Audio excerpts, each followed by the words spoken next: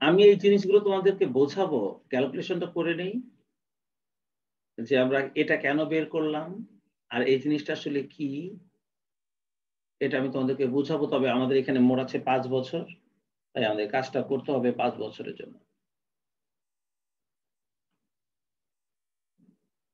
ইয়ার 1, 2, 3, 4, 5। প্রথমে depreciation expense বোধহয় আমরা 1,08,000 বের করেছিলাম একদম শুরুতে। দেখো ওই যে 1,08,000 টাকা বের করেছিলাম। তাহলে স্যার কি বলছেন তখন কিছুই বুঝিনি, কথা আটকে ছিল। ও এখন শোনা যাচ্ছে? হ্যাঁ হ্যাঁ স্যার, এখন শোনা যাচ্ছে। আমি বলছি যে এই ছকটা কি তোমরা সবাই টানছো, যেটা আমি টানলাম? এটা তোমরা দেখতে পাচ্ছ? জি স্যার। ছকটা তো টানছো? জি স্যার। হ্যাঁ, এখন আমি বলছি যে এই ছকটা আমরা কেন করছি, এখানে আমরা কেন ট্যাক্সেবল এক্সপেন্স এবং ট্যাক্স সেভিংসটা বের করছি সেটা আমি করে নেই, আমি বলবো। এটা আমি এখনো বলি নাই কেন আমরা করছি, আর এটা ট্যাক্সেবল এক্সপেন্স জিনিসটা কি সেটা আমি তোমাদেরকে বলবো। তবে আগে আমরা কাজটা করি, তারপরে আমি বোঝাবো। আমরা মোট 5 বছরের জন্য ক্যালকুলেশন করবো এবং প্রথমে ডেপ্রিসিয়েশন এক্সপেন্সটা লিখবো। দেখো আমরা ডেপ্রিসিয়েশন এক্সপেন্স কিন্তু একদম শুরুতে 1,08,000 বের করেছিলাম। আর এই ডেপ্রিসিয়েশন এক্সপেন্স কিন্তু প্রত্যেক বছর সমান হবে। প্রত্যেক বছর কিন্তু আমাদের ডেপ্রিসিয়েশন এক্সপেন্স ওই 1,08,000 টাকাই হবে। আর ইন্টারেস্ট এক্সপেন্স এখান থেকে আমরা নিয়ে নিব। এই দেখো এখান থেকে যে ইন্টারেস্ট এক্সপেন্স গুলো আমরা বের করেছিলাম 5টা, দেখছো 5 বছর, এই ইন্টারেস্ট এক্সপেন্সটাই আমরা এখানে সরাসরি বসিয়ে দিব। দেখো আমি ইন্টারেস্ট এক্সপেন্সটা এখানে বসিয়ে দিলাম, বসিয়ে দিছি। মেইনটেনেন্স এক্সপেন্স, রক্ষণাবেক্ষণ খরচ, দেখো প্রশ্নের মধ্যে দেয়া আছে। কোশ্চেনের মধ্যে যাও, দেখো আমাদের কোশ্চেনের মধ্যে বলে দিয়েছে যে আমাদের অ্যানুয়াল মেইনটেনেন্স এক্সপেন্সটা 25,000 টাকা। খেয়াল করেছো? ওই যে মেইনটেনেন্স এক্সপেন্স বা রক্ষণাবেক্ষণ খরচ 25,000 টাকা প্রশ্নের মধ্যে বলে দিয়েছে। তাহলে আমরা এই 25,000 টাকা মেইনটেনেন্স এক্সপেন্সটাও এখানে বসিয়ে দিব। আর এই 25,000 টাকার মেইনটেনেন্স এক্সপেন্স কিন্তু আমাদের সব কয় বছর একই সমান। মেইনটেনেন্স এক্সপেন্স প্রত্যেক বছরই কিন্তু একই রকমই থাকবে। আমরা প্রত্যেক বছর এই 25,000 লিখে দিলাম। এবার ট্যাক্সেবল এক্সপেন্স আমি তোমাদেরকে এবার বলছি, তোমরা শুনতে পাচ্ছ কিনা। আসলে ট্যাক্সেবল এক্সপেন্স হচ্ছে প্রতিষ্ঠানের যে সমস্ত খরচগুলো তার মুনাফা নির্ণয় করার সময় ইনকাম স্টেটমেন্টে বসে। প্রতিষ্ঠানের মুনাফা নির্ণয় করার সময় যে সমস্ত এক্সপেন্স তাদের ইনকাম স্টেটমেন্টে বসে, সেই সমস্ত এক্সপেন্সকে ট্যাক্সেবল এক্সপেন্স বলে। ট্যাক্সেবল এক্সপেন্স মানে হলো সেই সমস্ত এক্সপেন্স, যে সমস্ত এক্সপেন্স প্রতিষ্ঠানের মুনাফা নির্ণয় করার সময় তাদের ইনকাম স্টেটমেন্টে বসে। তোমরা দেখো তো, ডেপ্রিসিয়েশনটা কিন্তু আমরা ইনকাম স্টেটমেন্টে লিখি। দেখো ইন্টারেস্ট এক্সপেন্সও কিন্তু আমরা ইনকাম স্টেটমেন্টে লিখি, মেইনটেনেন্স এক্সপেন্সও কিন্তু আমরা ইনকাম স্টেটমেন্টে লিখি। আর তাই এই তিনটা এক্সপেন্সের সমষ্টিকে আমরা ট্যাক্সেবল এক্সপেন্স বলি। তার মানে যে সমস্ত এক্সপেন্স একটা প্রতিষ্ঠানের ইনকাম স্টেটমেন্টের মধ্যে প্রফিট নির্ণয় করার সময় লেখা হয়, সেই সমস্ত এক্সপেন্সকে ট্যাক্সেবল এক্সপেন্স বলে। তাহলে চলো আমরা প্রথম বছরের এই তিনটা যোগ করে দেখি আমাদের মোট যোগফলটা কত হয়। প্রথমটা 2,05,000। তাহলে প্রথমটা হবে 2,05,000। দেখো তো পরের বছর এটা যোগ করলে কত হয়।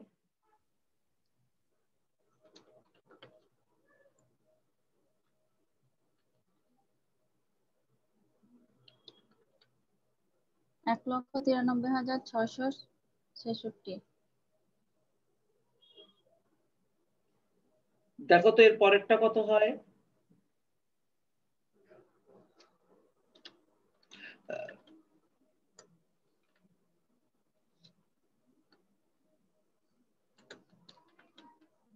1,80,973।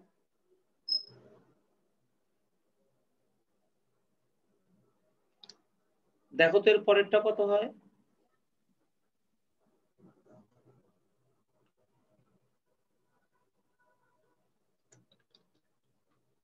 1,66,756।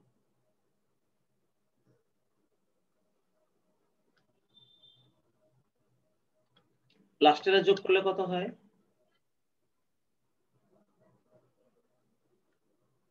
1,50,841। জি স্যার। 841। আর এবার এই ফিগারটার উপরে, এই ফিগারগুলোর উপরে আমরা ধরবো হচ্ছে 35%, ওটাকে ট্যাক্স সেভিংস বলা হবে। আয়ের উপরে হয় ট্যাক্স, মনে রাখো আয়ের উপরে হয় ট্যাক্স আর খরচের উপর হয় ট্যাক্স সেভিংস। আয়ের উপরে যেমন গভর্নমেন্ট ট্যাক্স নেয়, খরচের উপর সরকার ট্যাক্স সেভ করে দেয়, ট্যাক্স বাঁচায় দেয়। তাহলে আমাদের ট্যাক্স সেভিংস হবে কত কত সেটা বের করব। চলো 2,05,000 উপরে 35% হবে ট্যাক্স সেভিংস, কত হয় বের করো। এই অ্যামাউন্টের উপর ধরবো, যে অ্যামাউন্ট আমি মার্ক করেছি এই অ্যামাউন্টের উপর আমি ৭১,৭৫০। তাহলে ৭১,৭৫০ টাকা হবে প্রথম বছরের ট্যাক্স সেভিংস। তাহলে পরের বছরের ট্যাক্স সেভিংসটা কত হবে? ৬৭,৭৮৩। ৬৭,৭৮৩। এর পরেরটায় ৬৩,৩৪১। কত কত বললা? ৬৩,৩৪১। ৬৩,৩৪১। তারপরেরটা ৫৮,৬০০।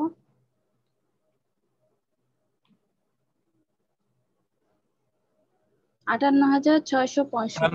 ৫৮,৩৬৫। ৩৬৫, সরি। ৫২,৭৯৪।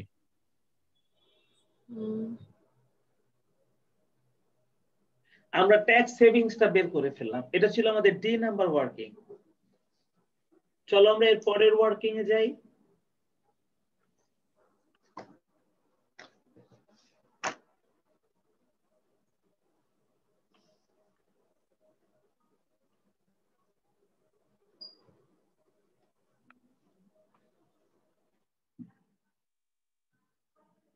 Working number E,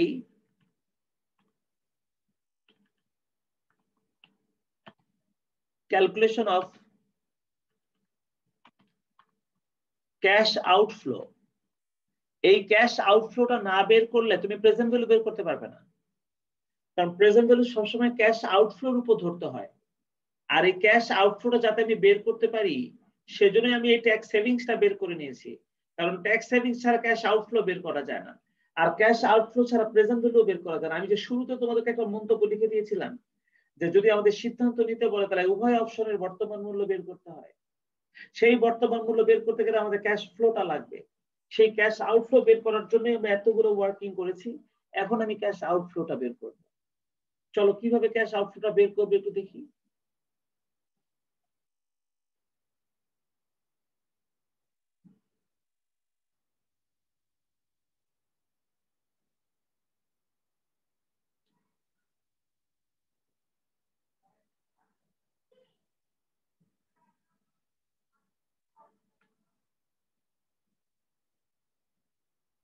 একই রকম ঘর, খালি টেবিলগুলো আলাদা হবে।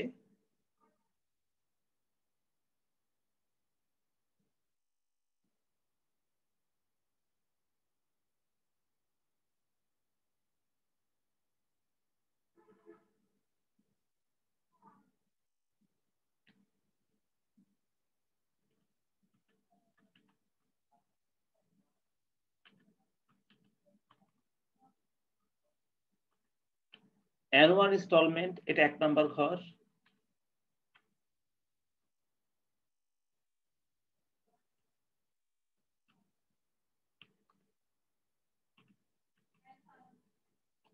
মেইনটেনেন্স এক্সপেন্স, এটা 2 নাম্বার ঘর।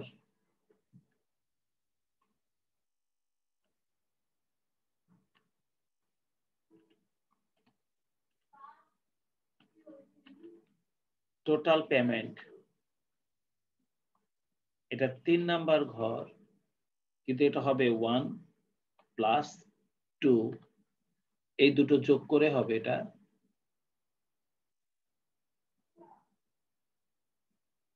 চার নাম্বারটা হবে ট্যাক্স সেভিংস,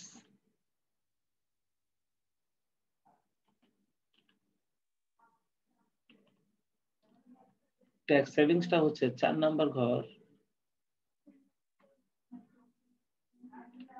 এবার ক্যাশ আউটফ্লো, ক্যাশ আউটফ্লোটা 5 নাম্বার ঘর, আর এটা হবে 3 থেকে 4 বিয়োগ করে।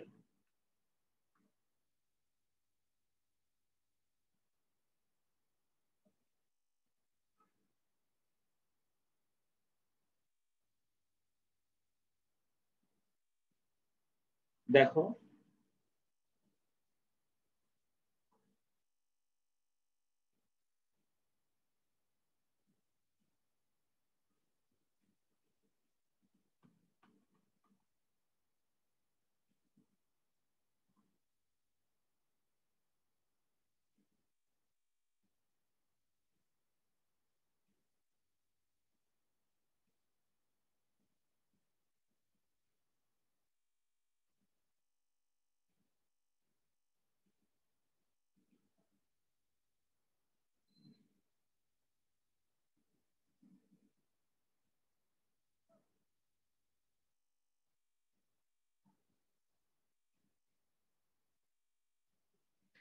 এবার আমি কাজ করছি, দেখো অ্যানুয়াল ইনস্টলমেন্ট কিন্তু আমরা লিখেছিলাম আগে। স্যার স্ক্রিন শেয়ার করেন।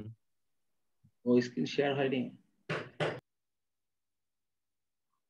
স্ক্রিন তো শেয়ার আছে, এই স্ক্রিন শেয়ার আছে না? জি স্যার। জি স্ক্রিন স্যার, তো নেট শেয়ার আছে, প্রবলেম করছিল, সরি স্যার, নেট ড্রপ করছিল। এখন কি দেখতে পাচ্ছ? হ্যাঁ হ্যাঁ স্যার, দেখতে পাচ্ছি। আচ্ছা, দেখো আমাদের অ্যানুয়াল ইনস্টলমেন্ট, আমরা কিন্তু অ্যানুয়াল ইনস্টলমেন্টটা এই যে আমরা লিখেছিলাম 1,66,467, এই যে অ্যানুয়াল ইনস্টলমেন্ট, আমাদের প্রত্যেক বছর অ্যানুয়াল ইনস্টলমেন্ট 1,66,000, ওটা আমরা লিখেছিলাম, এটা আমরা এখানে বসাই দিলাম। এবার দেখো মেইনটেনেন্স এক্সপেন্সটা আমাদের 25,000 ছিল, দেখো এটা আমরাও বের করেছিলাম, সেটাও মেইনটেনেন্স এক্সপেন্সের ঘরে লিখে দিলাম। তাহলে আমাদের টোটাল পেমেন্ট, এই দুইটা যোগ করলে টোটাল পেমেন্ট হবে, একটা যা হবে প্রত্যেক বছর তাই হবে। দেখো তো টোটাল পেমেন্টটা কত আছে, এই দুটোর একটা যোগ করো, তাহলে বাকি সবগুলোতে একই অ্যামাউন্টই হবে। এই দুটোকে যোগ করলে আমরা টোটাল পেমেন্টটা পাবো। 1,91,447।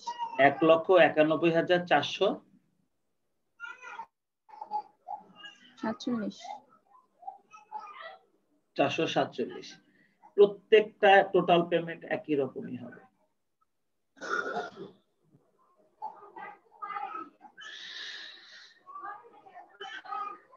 এবার ট্যাক্স সেভিংসটা আমরা এখানে যেটা বের করেছিলাম, ট্যাক্স সেভিংস, এই ট্যাক্স সেভিংসটাই লিখব,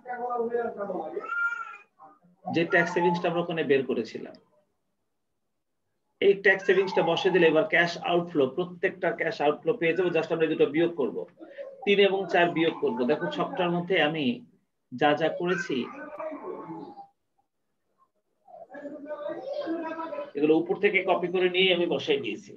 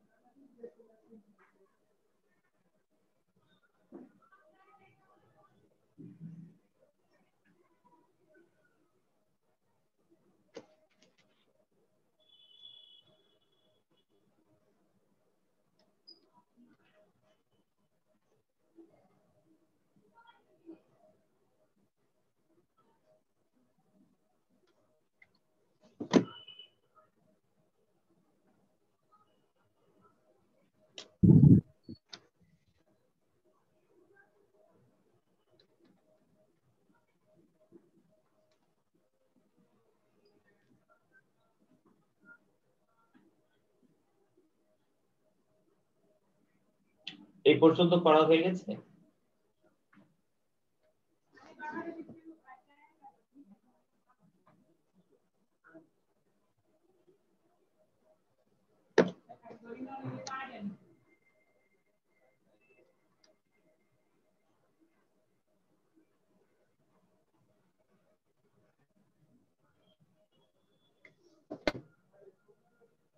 স্যার প্রথমটা আসে 1,19,697। 1,19,697। দ্বিতীয়টা আসে 1,23,664। 1,23,666। 1,28,106। 1,28,106। 2 নাম্বারটা কি ঠিক আছে? 66 না 67 হবে? দেখো তো, 67 হবে না? স্যার 64 হবে, 1,23,664।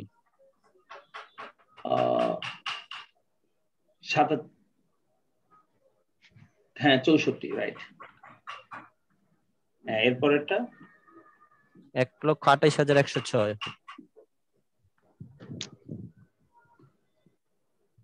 1,33,082।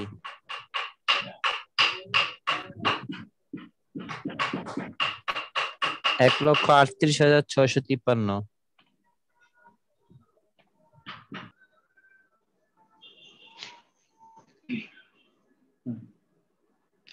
আমরা আমাদের ক্যাশ আউটফ্লোটা পেয়ে গেছি। দেখো, এই ক্যাশ আউটফ্লো গুলো দিয়ে কিন্তু বর্তমান মূল্য বের করতে হবে। তবে তোমরা জানো তো যে বর্তমান মূল্য বের করতে গেলে কিন্তু একটা ইন্টারেস্ট রেট, ডিসকাউন্টিং রেট লাগে।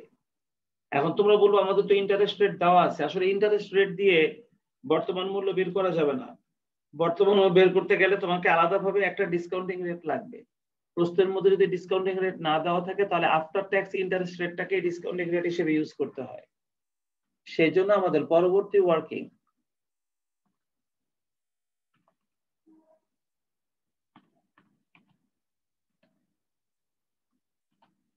calculation of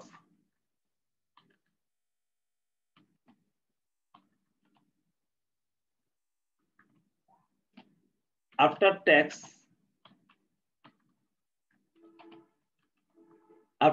interest rate। আমরা আফটার ট্যাক্স ইন্টারেস্ট রেট বের করে নেব। দেখো, এই আফটার ট্যাক্স ইন্টারেস্ট রেটটা আমরা কিভাবে বের করছি একটু খেয়াল করো। হিয়ার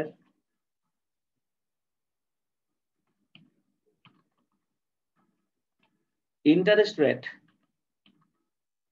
ধরো আমাদের ইন্টারেস্ট রেট একটা দেওয়া আছে অঙ্কে, যেটা দিয়ে আমরা একটু আগে ক্যালকুলেশন করেছিলাম। সেটা মানে 12% ছিল, তাই না? উপরে ইন্টারেস্ট রেট 12% ছিল না শুরুতে দেওয়া? জি স্যার, 12%। হ্যাঁ, ওইটাকে আমি আয় ধরলাম। ধরো ইন্টারেস্ট রেট ছিল 12%,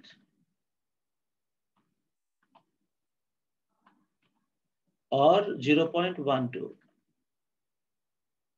আর এপাশে লিখলাম ট্যাক্স রেট। আমরা ট্যাক্স রেটটাকে টি ধরলাম। এটা ছিল 35%, or 0.35। তাহলে আমরা লিখবো after tax interest rate.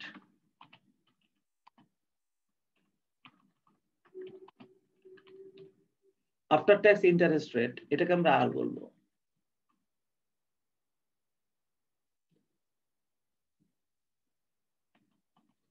After tax interest rate আর সমান সমান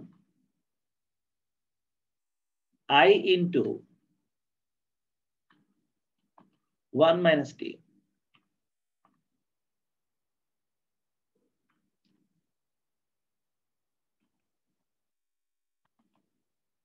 আই মানে হলো 0.12 ইন্টু 1 মাইনাস, আর টি এর মানটা হচ্ছে 0.35।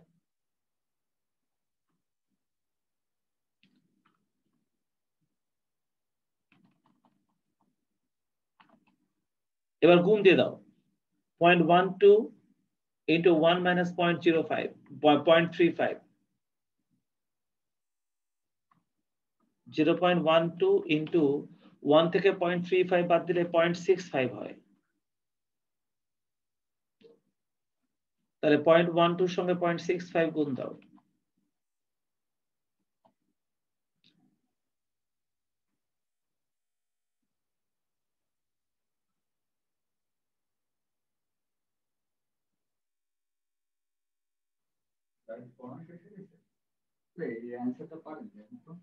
Sir 0.078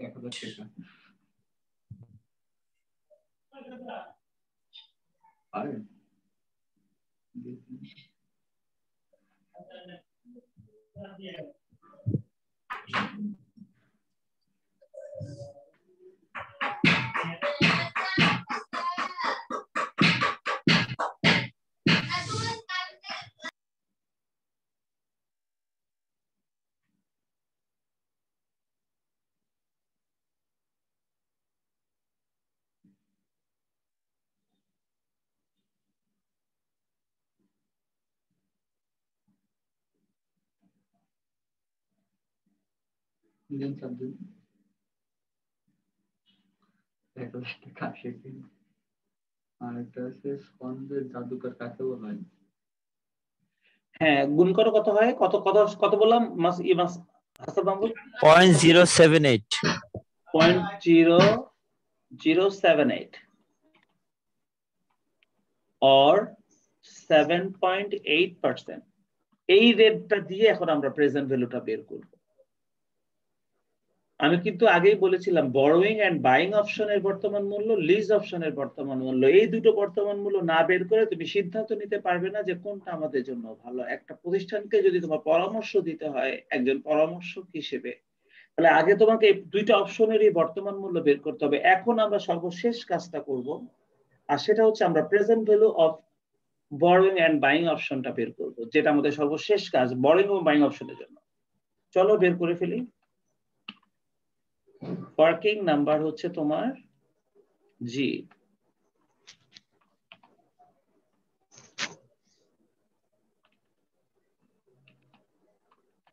calculation of present value of borrowing and buying option।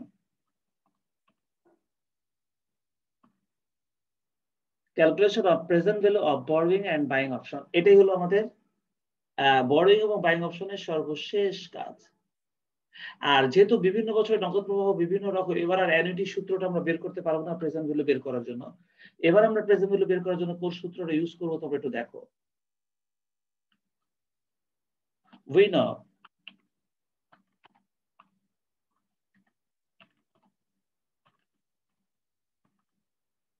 present value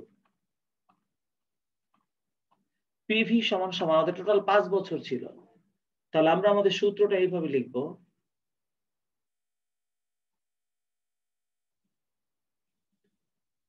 যেহেতু 5 বছর ছিল,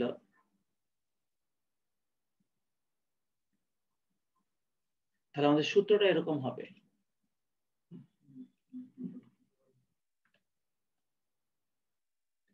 A1 divided by 1 plus R to the power 1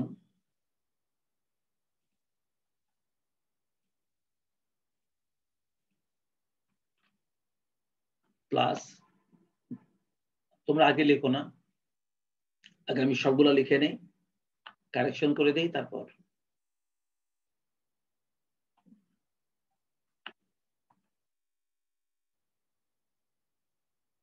total 5 বছর ছিল,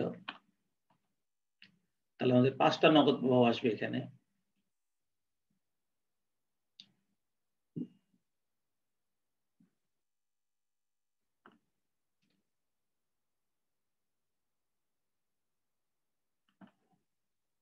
A1 divided by 1 plus R to the power 1, এরপরটা হচ্ছে A2 divided by 1 plus R to the power 2,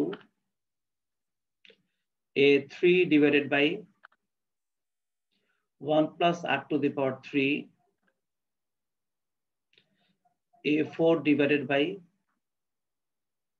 1 plus R to the power 4, A5 divided by 1 plus R to the power 5, আর এর পাশে আবার একটা plus হবে, একটা সেলভেজ ভ্যালু ছিল, এটা মাইনাস হবে। কারণ দেখো এগুলো কিন্তু সব ক্যাশ আউটফ্লো, কিন্তু সেলভেজ ভ্যালুটা কিন্তু ক্যাশ ইনফ্লো। সেই জন্য সেলভেজ ভ্যালুর টাকাটা এখান থেকে মাইনাস হবে বর্তমান মূল্যটা। এগুলো সব ক্যাশ আউটফ্লো, এই টাকাগুলো আমাদের চলে যাবে, আর সেলভেজ ভ্যালু টাকাটা কিন্তু আমাদের কাছে আসবে। তাই সেলভেজ ভ্যালুর টাকাটা এখানে মাইনাস হয়ে যাবে সেলভেজ ভ্যালুর বর্তমান মূল্যটা। Salvage value divide by 1 plus r to the power 5, এবং এটা 5 বছর পরে ফেরত আসবে। এই হলো আমাদের present value of borrowing and buying অপশনের এই যে সূত্র।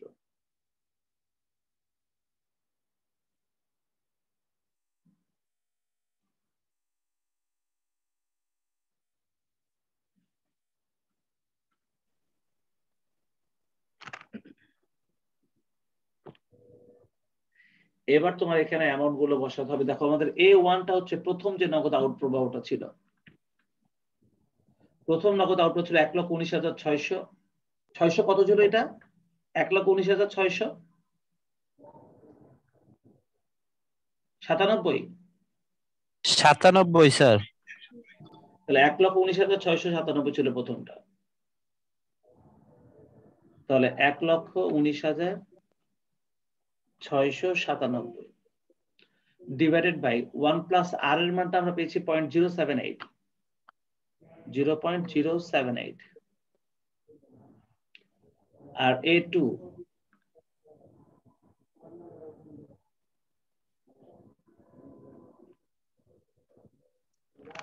আমাদের A2টা কত ছিল? A2টা ছিল 1,23,664, 1,23,664।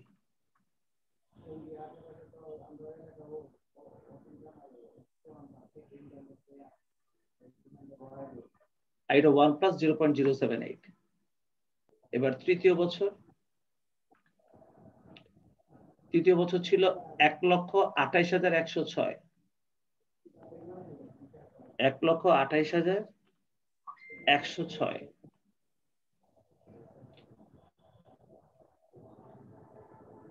আর এখানেও 1 প্লাস 0.078 টু দি পাওয়ার 3। এবার A4,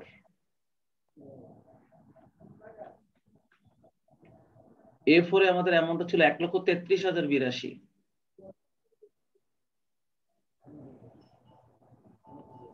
1,33,082। আর এখানেও আমাদের রেটটা হবে 1 প্লাস 0.078 টু দি পাওয়ার 4। এবার A5, 1,38,653, 1,38,653। আর এখানেও আমাদের রেটটা হবে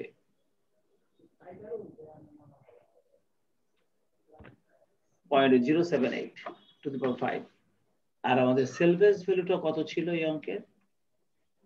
সেলভেজ ভ্যালুটা একদম সবার শেষে দেওয়া ছিল, দেখো প্রশ্নের মধ্যে আমাদের সেলভেজ ভ্যালুটা দেওয়া ছিল 60,000 টাকা। তাহলে সেলভেজ ভ্যালুটা 60,000,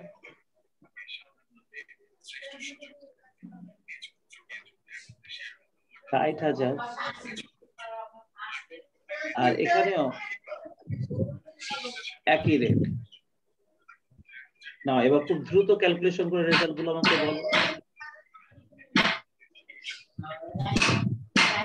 প্রথমটা একবারে করো প্রথমটা। অর্থাৎ 1,19,697 ভাগ 1.078 টু দি পাওয়ার 1 একবারে। 1,19,697 ভাগ 1.078 টু দি পাওয়ার 1 একবারে। দশমিক বাদ দিয়ে বলবা।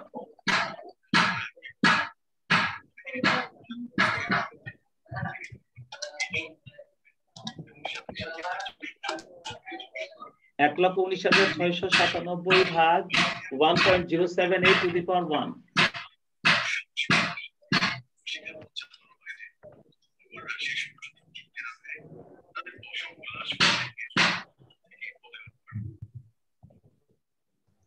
স্যার 1,11,036। 1,11,036।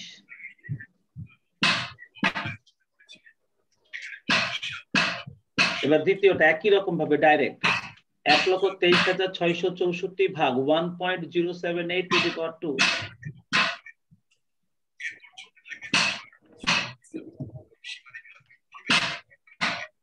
1,06,416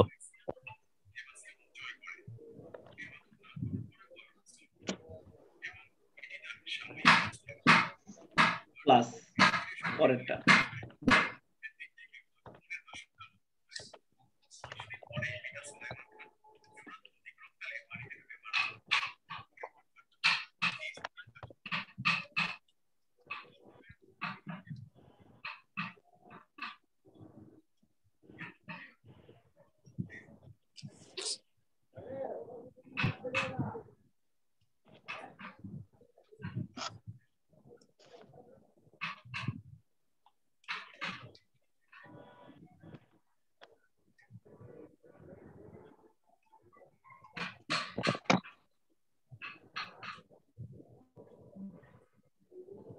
এক লক্ষ 2,262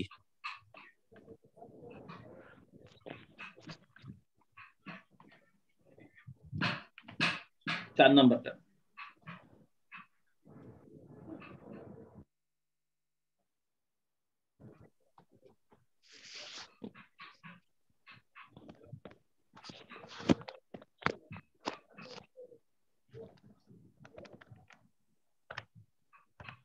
๽98,547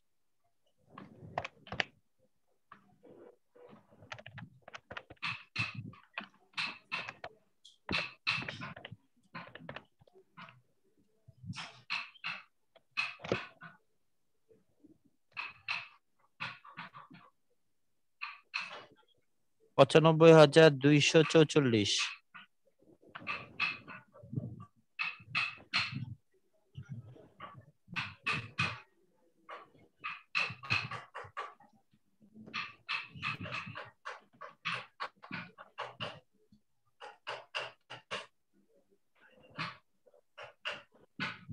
এবার ওইটা বের করো 41,215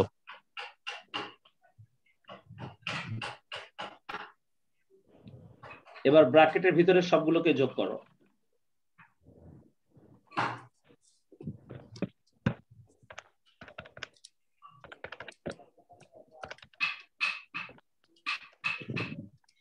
$5,13,505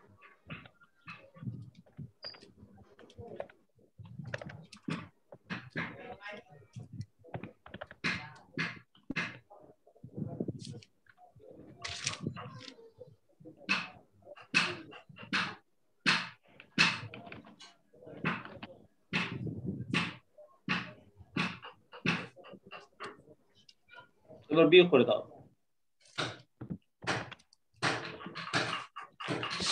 4,72,290 এই আমাদের কমপ্লিট হলো লিজ অপশনের বর্তমান মূল্যটা বের হয়ে গেল বরোইং এন্ড বাইং অপশনের বর্তমান মূল্য বের হয়ে গেল অবশ্য লিজ অপশনের বর্তমান মূল্য এত বড় না ছোট কিন্তু সেটা আর আজকে না আমরা আগামীকাল লিজ অপশনের প্রেজেন্ট ভ্যালু বের করে সিদ্ধান্তটা নিয়ে আমরা নতুন চ্যাপ্টারে চলে যাব ঠিক আছে যদি তোমরা নতুন চ্যাপ্টার করতে চাও আজকে আমরা লিজ বরোইং এবং বাইং অপশনের বর্তমান মূল্য বের করে ফেললাম তোমরা দেখলা বরোইং এন্ড বাইং অপশনের বর্তমান মূল্য বের করার জন্য সব মিলায় কয় টাকা ওয়ার্কিং আমাদের করতে হয়েছে 9 নম্বর অঙ্কটাতে এই অঙ্কগুলো বা অনার্সের ছেলেমেয়েদের জন্য খুব ইম্পর্টেন্ট তোমাদের এক কোনোবার আসছে কিনা আমি জানি না কিন্তু আমি একটা অঙ্ক দিয়েছি যাতে করানো যায় তো দেখো বরোইং এবং বাইং অপশনের বর্তমান মূল্য বের করার জন্য আমরা এই কয়টা ওয়ার্কিং করেছি যতগুলো ওয়ার্কিং করেছি এর বেশিরভাগই তোমরা আগেই করেছো একটা বা দুটো ওয়ার্কিং হয়তো তোমরা নতুন করেছো এই আমি বর্তমান মূল্যটা বের করলাম এবার আমাকে লিজ অপশনেরও বর্তমান মূল্য বের করতে হবে এই দুইটা বর্তমান মূল্যের মধ্যে যেটা ছোট হবে আমি সেই অপশনটা গ্রহণ করব এই হচ্ছে আমার সিদ্ধান্ত তো সেই সিদ্ধান্তটা নেওয়ার জন্য আমরা আগামীকাল ওয়েট করি আগামীকালকে ক্লাস এটা শেষ করে তোমরা নতুন যে চ্যাপ্টার করতে চাও আমি সেই চ্যাপ্টারটা পড়াবো তো আজকের মতন আমি স্যার ভিডিওটা একটু পরে ইউটিউবে দিয়ে দিন কারণ অনেকে তো জয়েন করেনি তারা দেখে নেবে ঠিক আছে আল্লাহ হাফেজ জি স্যার আসসালামু আলাইকুম আসসালামু আলাইকুম ওয়া আলাইকুম আসসালাম